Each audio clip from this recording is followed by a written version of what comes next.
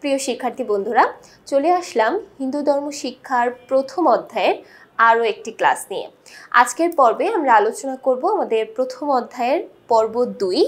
Topic হচ্ছে ভগবান এবং অবতার, অর্থাৎ ভগবান এবং অবতার এই দুইটা সম্পর্কে আমাদের বইয়ে থেকে যেই সংক্ষিপ্ত প্রশ্ন, যেই বহু নির্বাচনী প্রশ্নগুলো থাকতে পারে সেই বহু নির্বাচনী প্রশ্নগুলো নিয়েই থাকছে এই পর্বের আলোচনা। তাহলে চলো শুরু করা যাক। তো আজকের পর্বে আমরা প্রথমেই যে প্রশ্ন নিয়ে আলোচনা করব সেটা হচ্ছে 35 নং প্রশ্ন। 35 নং প্রশ্নে বলা হচ্ছে ঈশ্বরের কয়টি গুণের জন্য ভগবান বলা হয়। ঈশ্বরের কয়টি গুণের জন্য আমরা ঈশ্বরকে ভগবান বলতে পারি? ঈশ্বরের টোটাল 6টি গুণ আছে। এই 6টি গুণ যখন কারো মধ্যে বিরাজ করে তখন আমরা তাকে ভগবান বলি। তাহলে আমরা একটু দেখে নিই এই 6টা গুণ কি কি। তোমরা বইয়ের মধ্যেও দেখে থাকবে এই 6টা গুণ হচ্ছে, ভগ বলতে আমরা মূলত 6টা গুণকে বুঝি এবং এই 6টা গুণ ভগবানের মধ্যে আছে দেখে আমরা তাকে ভগবান বলি। আচ্ছা, তাহলে ভগ বলতে 6টা গুণকে বোঝানো হয়। প্রথমেই আছে ঐশ্বর্য, তারপরে আছে বীর্য, তারপরে আছে যশ, তারপর শ্রী, তারপর আছে জ্ঞান এবং তারপর হচ্ছে বৈরাগ্য। আচ্ছা, তাহলে প্রত্যেকটার অর্থ যদি আমরা একটু বলতে চাই, ঐশ্বর্য বলতে আমরা ধন সম্পদকে মূলত বুঝি, বীর্য বলতে আমরা শক্তিকে বুঝে থাকি, আমাদের যে পাওয়ার শক্তি, যশ বলতেও আমরা কিছুটা ধন সম্পদকেই বুঝে থাকি, ধন সম্পদ। তারপর স্ত্রী বলতে আমরা সৌন্দর্যকে বুঝে থাকি, সৌন্দর্য। তারপর জ্ঞান বলতে আমাদের বুদ্ধি বা মানসিকতাকে বোঝানো হয়, আর বৈরাগ্য বলতে আমাদের সংযম যে বিষয়টা আছে, সংযম বা নিজেকে কন্ট্রোল করার যে বিষয়টা আছে, এই গুণটাকে বোঝানো হয়। তাহলে এই হচ্ছে টোটাল 6টি গুণ।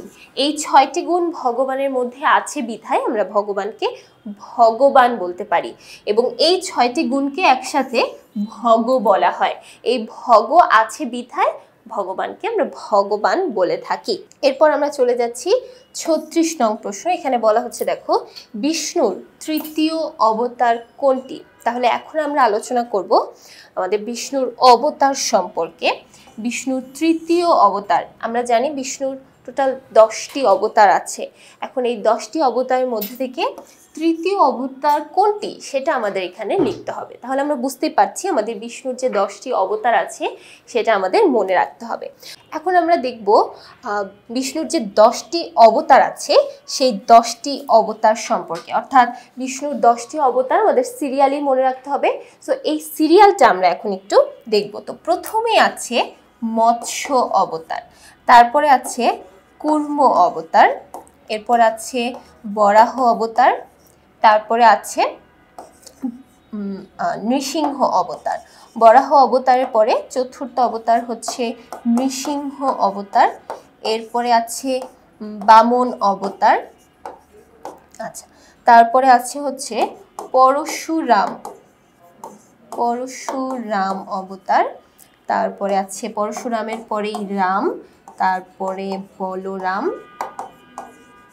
বলরামের পরে আছে বুদ্ধ, তারপরে আছে কল্কি।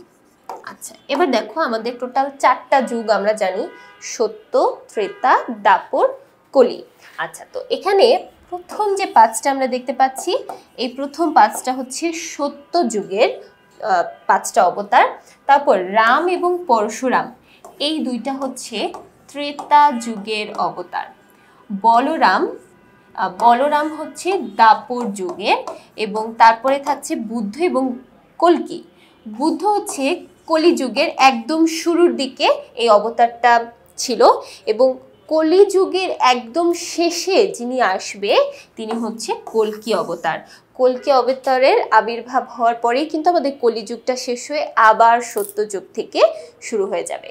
তাহলে আমরা দেখতে পাচ্ছি সত্যযুগে ছিল 5টা, তারপরে 6 নাম্বারটা এবং 7 নাম্বার যেটা সেটা হচ্ছে ত্রেতা যুগে, তারপর দাপর যুগে শুধু বলরামই ছিল, শ্রীকৃষ্ণও ছিলেন কিন্তু শ্রীকৃষ্ণকে আমরা পূর্ণাবতার বলে থাকি, এবং তারপরে বুদ্ধদেব যে কলিযুগের একদম শুরুর দিকে ছিল, এবং কলিযুগের একদম শেষে যে আসবে সে হচ্ছে কল্কি দেবতা। আচ্ছা, তাহলে আমাদের প্রশ্ন ছিল, এবার আমরা একটু প্রশ্নে চলে যাচ্ছি। প্রশ্নে ছিল তৃতীয় অবতার কে? তাহলে আমরা একটু সিরিয়ালটা আবার চলে যাই। দেখো সিরিয়ালে আমরা তৃতীয় অবতারকে পাচ্ছি বরাহ। বরাহ বলতে আমরা শূকরকে বুঝে থাকি। যেহেতু বরাহদেবের মুখটা শূকরের মুখের মতো ছিল তাই তাকে বরাহদেব বা বরাহ অবতার বলা হয়। তাহলে দেখো তৃতীয় অবতার হচ্ছে তাহলে বরাহ অবতার। এরপর দেখো আবার বলছে চতুর্থ অবতারকে, তাহলে বরাহ অবতারের পরেই আমরা যার নামটা পড়লাম সেটা হচ্ছে নৃসিংহ অবতার। তাহলে আমাদের চতুর্থ যে অবতার সে হচ্ছে নৃসিংহ অবতার। তাহলে এখানে আমাদের চতুর্থ অবতার কে? এই প্রশ্নের অ্যান্সারটা হবে কি 4 নং অপশন নৃসিংহ অবতার। আচ্ছা, এরপর 38 নং প্রশ্ন, তীর্থ তার বোন তনুকে জিজ্ঞেস করলো একজন প্রকৃত ধর্মপ্রাণ ব্যক্তির হৃদয় কি লাভের জন্য উন্মুখ থাকে? একজন প্রকৃত ধর্মপ্রাণ ব্যক্তির হৃদয় কি লাভের জন্য উন্মুখ থাকে? ঈশ্বরের অনুকম্পা। ঈশ্বরের অনুকম্পা বলতে বোঝানো হয় ঈশ্বরের সান্নিধ্য বা ঈশ্বরের কাছাকাছি চলে যাওয়া, ঈশ্বরকে ফিল করা, এই বিষয়টা লাভের জন্য উন্মুখ হয়ে থাকে। 39 নং প্রশ্ন, আবার দেখো প্রায় সিমিলার একটা প্রশ্ন কিন্তু আমরা অ্যান্সার করেছি, জাস্ট এখানে অপশনগুলো একটু ডিফারেন্ট। আমরা অবশ্যই অপশনগুলো খেয়াল করে তারপর অ্যান্সারটা করব। অপশনের ডিফারেন্সের জন্যই কিন্তু এই প্রশ্নটাকে আমরা রেখেছি। তাহলে দেখো ভগবানের মধ্যে কয়টি গুণ বিদ্যমান? দেখো ভগবানের মধ্যে 6টি গুণ বিদ্যমান আমরা জানি, ভগবানের মধ্যে 6টি গুণ বিদ্যমান। তারপর দেখো 40, আবারও কিন্তু প্রায় সিমিলার একটা প্রশ্ন, এবং এটাও কিন্তু আমরা আমাদের অপশনের জন্যই কিন্তু রেখেছি। আচ্ছা, প্রায় সিমিলার অবতার রিলেটেড প্রায় সিমিলার একটা প্রশ্ন এখানে বলছে ভগবান বিষ্ণু কতবার অবতার হিসেবে পৃথিবীতে অবতীর্ণ হয়েছিলেন? অর্থাৎ কয়টি অবতার অলরেডি অবতার হিসেবে আবির্ভূত বা অবতীর্ণ হওয়া শেষ হয়ে গেছে, একটা বাকি আছে আমরা জানি, বাকি 9টাই কিন্তু অবতার আবির্ভূত হয়ে গেছে। তাহলে টোটাল 9 বার আবির্ভাব হয়েছিল এবং একটা অবতার এখনো আবির্ভাব হয়নি, ওটা আমাদের একদম শেষে কলিযুগের শেষে আসবে। আচ্ছা, তাহলে এখানে 40-এর অ্যান্সার হবে কি খ 9টি।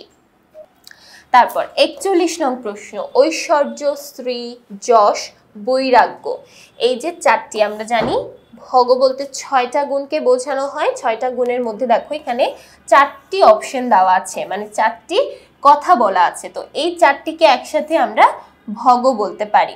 তারপর 42, ঈশ্বর যখন জীবকে দয়া করেন তখন তাকে কি বলা হয়? ঈশ্বর যখন জীবকে দয়া করেন তখন তাকে আমরা বলে থাকি ভগবান, দয়াবান হবে না, কারণ ঈশ্বর যখন দয়া করেন তখনই কিন্তু আমাদের ওপর তিনি বিভিন্ন আশীর্বাদ প্রদর্শন করে, তাহলে তখনই আমরা বিভিন্ন ধরনের ভালো কাজ করতে পারি বা ভালো কাজের ফল হিসেবে বিভিন্ন কিছু পেয়ে থাকি।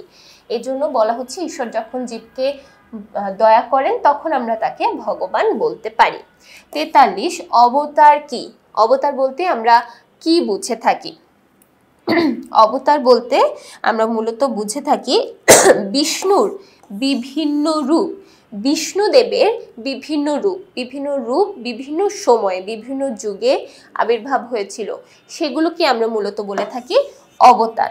তাহলে বিষ্ণুদেবের বিভিন্ন রূপকে আমরা বলে থাকি অবতার।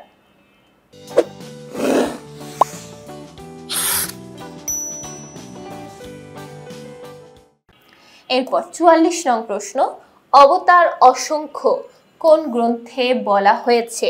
অবতার, বিভিন্ন অবতার সম্পর্কে পুরাণে উল্লেখ করা আছে, অবশ্যই বিষ্ণু পুরাণে উল্লেখ করা আছে। বিষ্ণুদেবের বিভিন্ন অবতার, বিভিন্ন রূপের কথা বিষ্ণু পুরাণে উল্লেখ করা আছে। তাহলে অবতার যে অসংখ্য বা অবতার সম্পর্কে আমরা ধারণা পেয়ে থাকি পুরাণ থেকে, এবং মোস্ট ইম্পর্টেন্টলি বিষ্ণু পুরাণ থেকে। তারপর 45, কলিযুগের অন্তে, অন্তে বলতে বোঝানো হয় শেষে, কলিযুগের শেষে অবতার হিসেবে কার আবির্ভাব ঘটবে? কল্কি দেবের আবির্ভাব ঘটবে। আমরা একটু আগেই সিরিয়ালগুলো দেখেছি।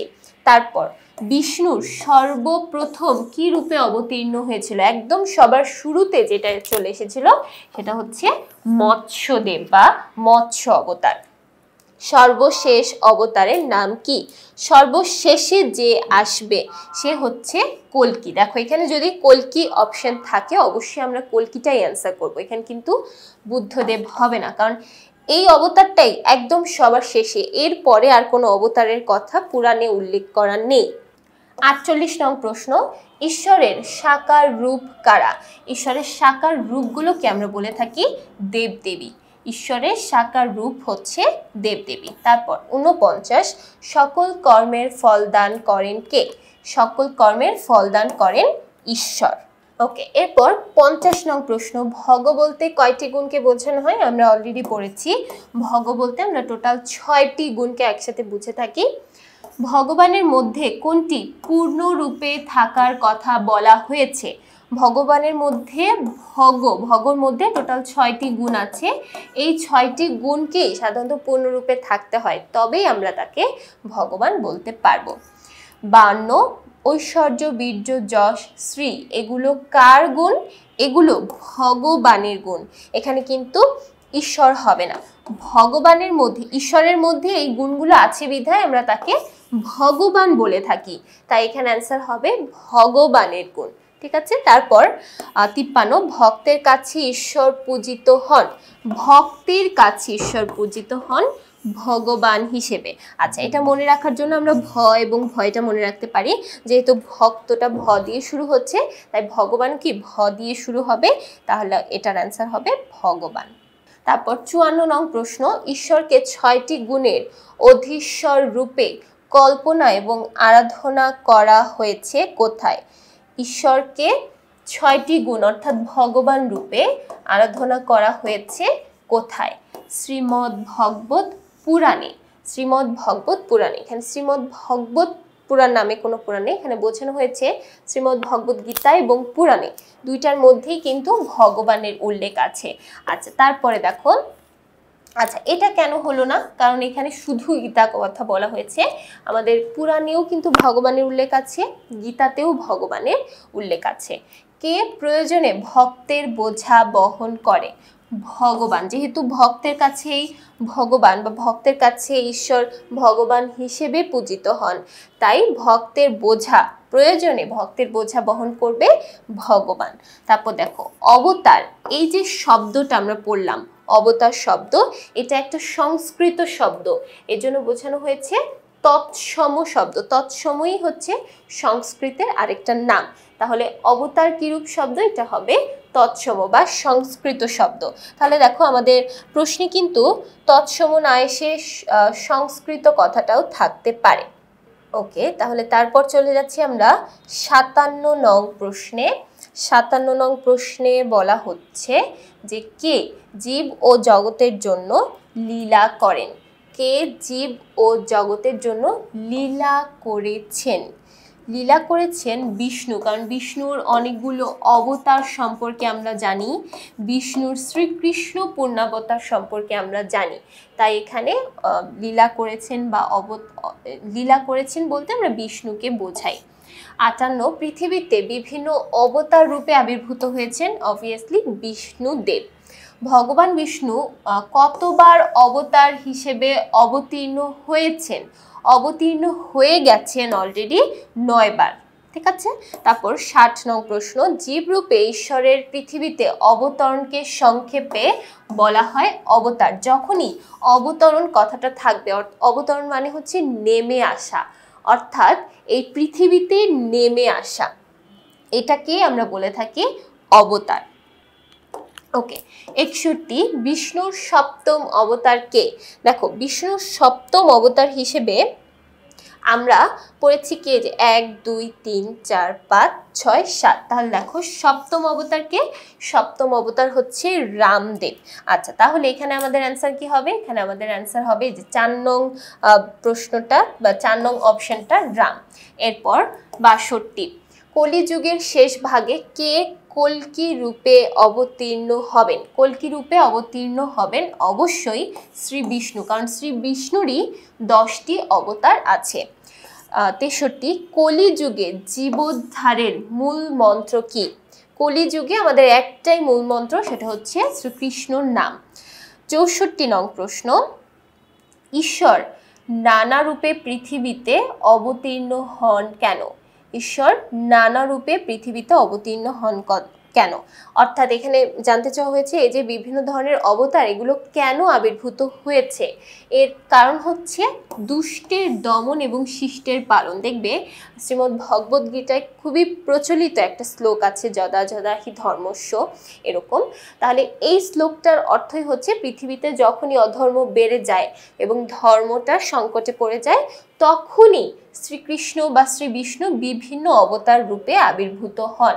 তাহলে এই অবতীর্ণ হওয়ার পিছনে বা অবতারগুলোর পিছনে মেইন যে কারণ, সেটাই হচ্ছে দুষ্টের দমন এবং শিষ্ট বলতে বোঝানো হয় ভালো বা নম্র, শিষ্টের পালন অর্থাৎ ভালোর পালন। ওকে, 65 বৈশিষ্ট্যগত দিক দিয়ে ভগবান প্রকৃত সত্য, অশেষ রূপের আধার এবং গুণময়। প্রকৃত সত্য, অশেষ রূপের আধার এবং গুণময়, আমরা প্রত্যেকটাই বলতে পারি প্রকৃত সত্য, এবং ভগবানের যে সত্য আর দ্বিতীয় কিছু নেই। অশেষ রূপের আধার অর্থাৎ তিনি অসীম সৌন্দর্যের অধিকারী, এবং তারপর গুণময়, তার গুণেরও কোনো শেষ নেই। তার মধ্যে 6টি গুণ আছে এবং আরও বিশেষ কিছু গুণও কিন্তু তার মধ্যে আছে, তাই এখানে সবগুলোই হবে।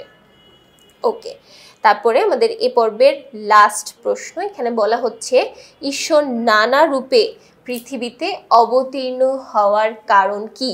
ঈশ্বর নানা রূপে পৃথিবীতে অবতীর্ণ হওয়ার কারণ কি?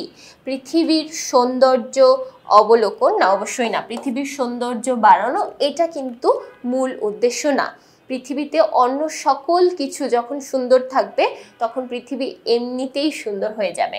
আচ্ছা, ধর্ম রক্ষা করা এবং দুষ্টের দমন ও শিষ্টের পালন, এই দুইটাই কিন্তু আমাদের মেইন উদ্দেশ্য। এবং এই ধর্ম পালন করা বা ধর্ম রক্ষা করা, দুষ্টের দমন, শিষ্টের পালন, যখন এই কাজগুলো হয়ে যাবে, তখন পৃথিবী এমনিতেই সুন্দর হয়ে যাবে বা সৌন্দর্যের অবলোকন তখন এমনিতেই হয়ে যাবে। তাহলে আমাদের অ্যান্সারটা হবে কি? অ্যান্সারটা হবে এই 2 এবং 3, অর্থাৎ অপশন নং কি? অপশন নং হচ্ছে 3, তোমরা দেখে থাকবে। তাহলে এই হচ্ছে আমাদের প্রথম পর্বের আলোচনা। পরবর্তী পর্বে দেখার জন্য সবাইকে আমন্ত্রণ জানাচ্ছি। পরবর্তী পর্বে আমরা আমাদের এই প্রথম অধ্যায়ের বাকি যে টপিকগুলো আছে সেই টপিকগুলো শেষ করব। তাহলে সবাই খুব ভালো থাকবে, সুস্থ থাকবে। সবাইকে ধন্যবাদ।